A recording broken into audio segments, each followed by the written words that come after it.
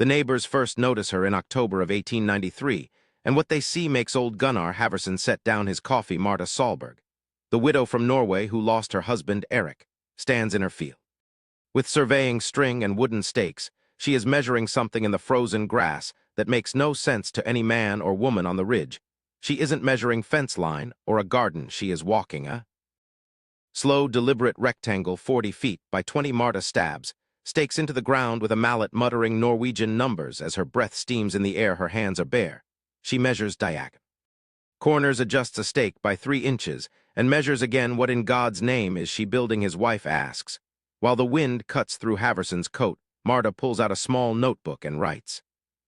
Gunnar says ain't got the faintest idea, but it's underground. Gunnar Haverson is right about the location. He is wrong about nearly everything else regarding the widow's plan. Marta Solberg is 31. Carrying things most immigrants don't. A grief burned harder than bone, and a haunting memory. The memory is of her grandfather's farmstead in Gudbrandsdalen Valley. Stone and turf structures stayed cool in summer and breathable in winter. Earth was the wall, floor, roof, and insulation all at once. Her grandfather called it a Jordchiller, an earth cellar. He understood that the ground 3 feet down never truly freezes. 6 feet down the earth stays between 40 and 50 degrees. The planet is a furnace, ancient and available to anyone digging. She is willing to dig, willing, since finding Erik cold in their bed. February 1892. The cabin was 31 degrees. Stove, dead wood pile empty. He might have survived the appendix. He didn't survive cold. She has $23 in a jar in the kitchen, and Erik's heavy tools waiting in the shed. She has 80 acres free and clear. The Homestead Act ignores her widowhood and Norwegian heritage. On the 14th of October, she begins digging before the prairie ground hardens all the way. The stakes mark a 40-20 rectangle. She intends to reach a depth of 8 feet. Gunnar Haverson's boys stop their horses to watch her work the spade into the dark soil. Mrs. Solberg, you digging your own grave? Petter calls, as his younger brother laughs. Marta does not look up. The spade bites and she turns the blade and moves again below the root-dense crust. The soil opens into a heavy loam smelling of iron and time. She works 6 hours, reaching 3 feet deep across a third of the rectangle's area. By 3 o'clock her shoulders burn, and she cannot raise her arms above her head. She eats cold cornbread and drinks pump water, then goes back to it. She is not simply digging a root cellar. She has the notebook open, drawing plans for a refuge. Walls of 12-inch cordwood laid in lime clay and sawdust. The floor will be packed earth over 6-inch gravel, timber frame, tar paper. Then 18 inches of living sod. The sod roof is where the neighbors really start talking. By week's end, the hole is 4 feet deep. Brandt, the large German farmer, watches with skeptical authority. Spring thaw, you'll have a swimming pool. Brandt mocks the gravel bed drains to the east. Marta says, and the frost heave in January will crack walls. The walls are below the frost line. She replies. Brandt is quiet. Then, a woman can't build a house. Marta looks up, her piercing gray eyes making Brandt uncomfortable. I'm not building a house, I'm building a fact. She turns back to her digging. The conversation finished, her focus absolute and solitary. She hauls gravel with Erik's old mule, seen making 2 trips on successive Saturdays.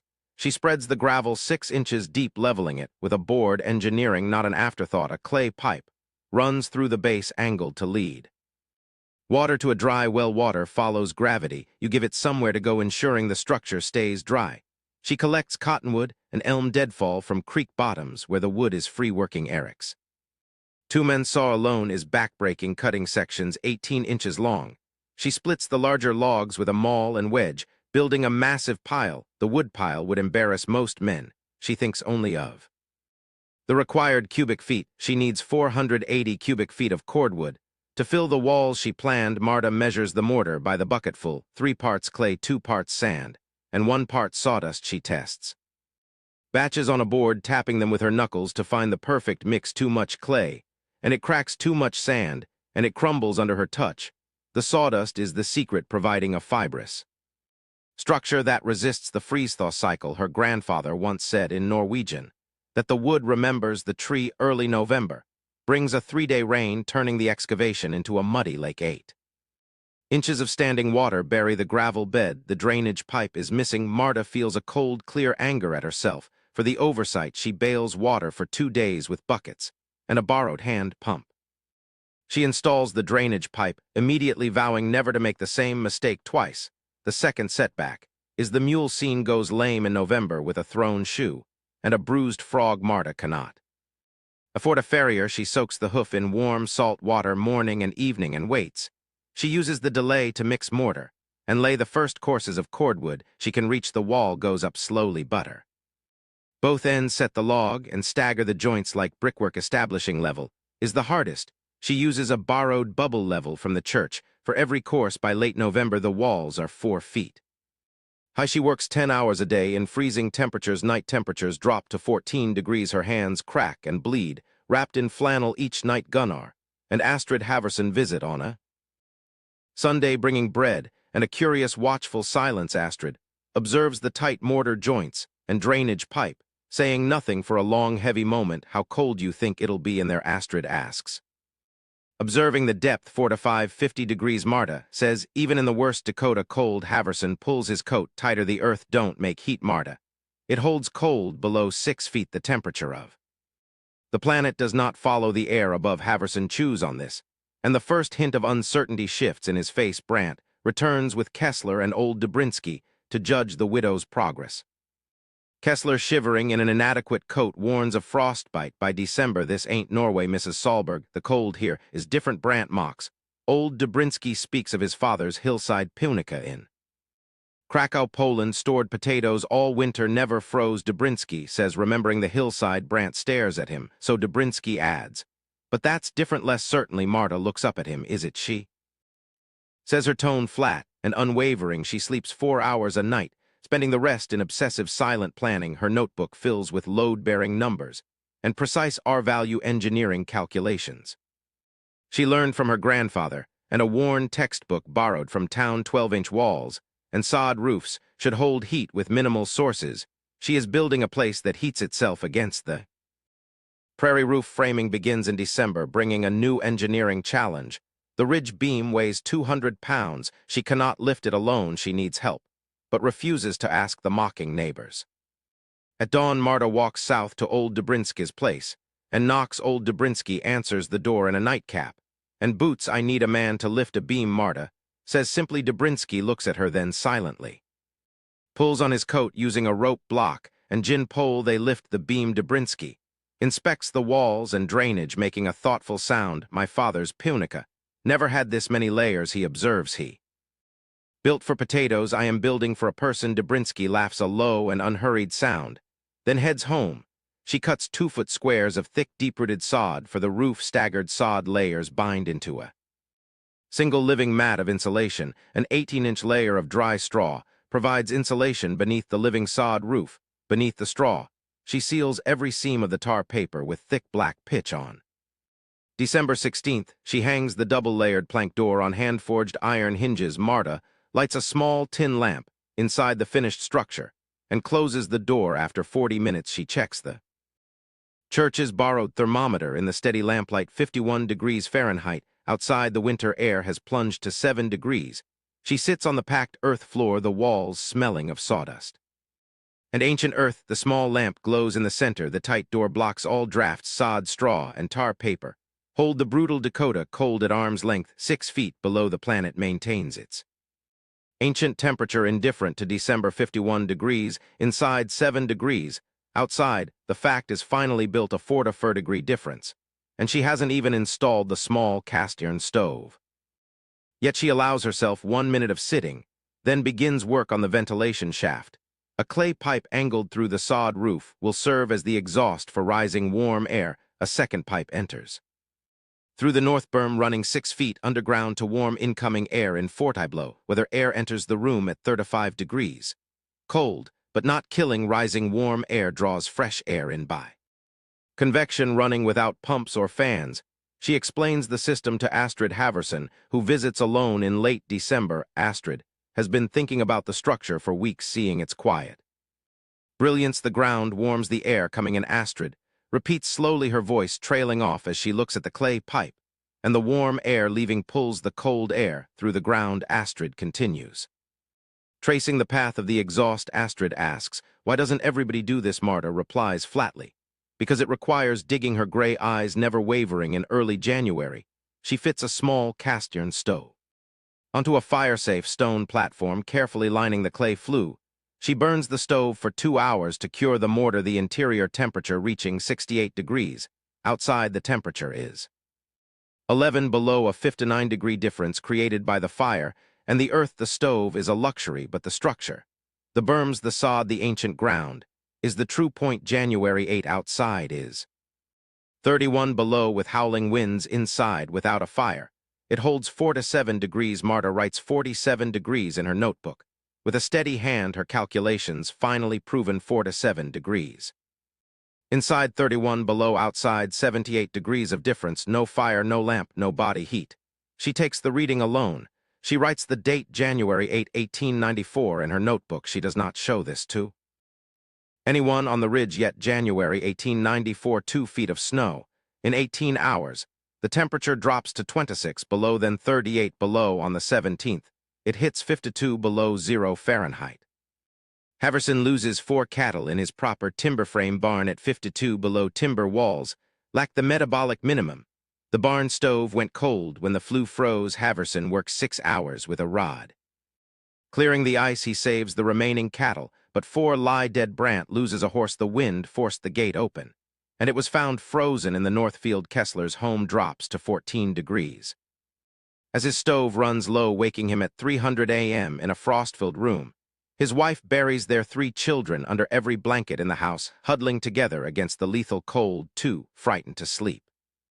Kessler feeds the stove every 20 minutes, watching the flames until the break of dawn. Since January, Marta uses her Geothermal as a workshop for repairing leather, building furniture, and mending tools. Old Dobrinsky sits quietly in the underground refuge, witnessing the warmth as Marta works in the steady lamplight. On January 15th, the room holds 51 degrees without fire, while the outside air plunges to 41 below. Dobrinsky sits on the south wall bench, unbuttoning his heavy coat in the silent, miraculous warmth of the earth. 92 degrees of difference, Marta notes as Dobrinsky simply nods, finally understanding the true power of her construction without fire. Marta says, "I know." Dobrinsky replies, sitting in the silence. Dobrinsky recalls Pieter's storehouse in Krakow. A pig remained unfrozen for weeks. I didn't believe it until now. Dobrinsky admits finally understanding Marta's achievement. January 17th, inside is 6 to 3 degrees. Outside, it's 52 below zero. Marta repairs Erik's leather trace harness, working the awl with methodical precision. Outside, the wind roars like a train driving snow horizontally across the prairie. The ventilation pipe draws air warmed by its 6-foot underground journey. The heavy door opens, and Haverson stumbles into the miraculous warmth. Gunnar is encrusted with ice, his eyebrows white after the courageous 200-yard walk from his farmhouse. He closes the door and pulls off his ice-stiff gloves, whispering, "It's warm," in disbelief. "It is." Marta says. Gunnar notices the stove isn't full. The damper is mostly closed. He looks at the walls and the ceiling, the smell of earth and roots above him. He notices the ventilation pipe, where frost melts into dew at the room's inlet. How he says. Marta explains the mass of the earth holding energy. Deep below, she details the R30 sod roof and the cordwood wall's superior insulation. No single system is enough. All work together to defy the lethal Dakota winter. Haverson sits on the bench. He is a broad, practical man who is rearranging something fundamental in his understanding. "My barn," he says slowly, his mind clearly on the 4 cattle he lost to the lethal Dakota cold, would take a week to insulate properly. Marta says. Cordwood, sod, earth berms, and a floor ventilation pipe. "I'll show you," she says. When the storm breaks outside, the wind is 52 below and howling like a train inside. The lamp burns steady. The earth holds its ancient temperature, maintaining 6 to 3 degrees against the freeze. The storm breaks on the 19th. 2 days later, Haverson returns with a cup of coffee and an apology. "Lost 4 head," he says. "The barn dropped to 9 degrees. I found them stiff in the corner." "What would it have taken?" he asks. Marta explains. "The berming sod roof and buried air pipe. You'd have kept 35 degrees in that barn." Marta states, even at 52 below zero. Haverson stares into his coffee, mentally calculating the cost of his 4 dead cattle. 35 degrees. He whispers, "They would have been cold, but they'd be alive. Brandt's going to come and ask you too." Haverson warns he won't admit He was wrong, I won't be surprised. Marta replies. 3 days later, Brant stands at the entrance. Hesitating, Brant steps inside, surrounded by the scent of earth and wood, instead of stove smoke. The horse, Brant says, finally, his pride wounded by the loss of his good animal, he presses his hand against the cordwood wall. The sawdust mortar is as hard as stone. The sawdust, Marta explains, keeps the mortar from cracking and provides vital insulation. Brant looks at her. He is a proud man, and his pride struggles as it meets a fact larger than it. I'd like to know, he says, how you built the ventilation pipe. She shows him the system, explaining the thermal logic of the 6-foot underground run. Old Dobrinsky visits in late January, bringing a smoked sausage during a mild 0-degree thaw. He sits on the bench with his coat open, muttering Polish words. Marta cannot understand. I said my father was right. Dobrinsky explains, looking at the cordwood walls with regret. He was right. And I forgot it. I built timber frame like the neighbors. The cold here made me forget the ground, he says, quietly feeling the underground warmth. The cold didn't make you forget, Marta says gently. The neighbors did. Habit is just the fear of looking foolish. She notes her gray eyes steady and wise. Dobrinsky nods slowly. Your husband, Erik, he would have liked this, he says softly. She looks at the mortar joints she packed with her bare and cracked hands. She observes the sod sealing its roots, pressing down like fine fingers. The ventilation pipe breathes low and steady, a silent engineering marvel. The thermometer reads 49 degrees on a mild, stoveless January afternoon. The earth holds its temperature against the skies. Tantrums patient and enormous. He would have helped dig. She says he was a good digger. She is not a grieving widow, but something older and more precise. She trusted the earth's evidence over the habits of those around her, knowledge carried across an ocean from stone floors and grandfathers. The planet is not cold, only the air above it is temporary. There is a kind of wisdom that looks like madness from the outside and obviousness from within. Experience is the only bridge. Every person on the ridge has felt a root cellar's coolness in August, but none turned that knowledge into winter armor. Put the earth to work as an ally building where wood and iron alone could never provide sufficient warmth. The workshop stands through February's storms and March's winds, finally meeting the long mud season of April and February. A second storm hits at 39 below, yet the stoveless room holds steady at 4 to 6 degrees. Kessler sits inside for 3 hours while his own house stove runs dangerously low. His pretense of mockery gone. He is a man who put his children in one bed under every blanket. He is done pretending the convention was just a habit, and the habit was just the fear of looking foolish. By spring, Haverson and Dobrinsky begin planning their own modifications for winter. Haverson plans to earthberm his barn and pack sod on its roof. Dobrinsky decides to build a cordwood annex with underground floor ventilation. Brant builds nothing, but he finally stops his mocking talk in March.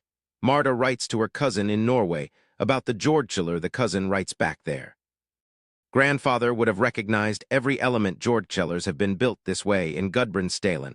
For 2 centuries, old knowledge travels poorly across oceans, often discarded for the new. The letter makes her think of grief and what we carry. Erik arrived with strong hands, but the earth wasn't his element. Marta wonders if the Jordkjeller is for Erik, built from her grandfather's ancient tactile knowledge. It is a warm room in the cold. Proof the earth does not abandon us. By April, her first notebook is full. She begins a second with steady, calloused hands. Perhaps you hold knowledge that the people around you are too blinded by habit to see. You are told you are wrong only because your idea looks different from the past. The earth beneath you holds a constant warmth that preceded every house and will remain after the cold is in the air. The ancient, enormous warmth is in the ground. The only question remains, are you willing to dig? The blizzard always comes, whether in the Dakota Territory or in life. Did you build for the air above or the earth below? Marta dug 8 feet. Her room stayed 4 to 7 degrees at 52 below. Her lamp burned steady in the dark, patient and warm. Somewhere her grandfather is nodding. He already knew.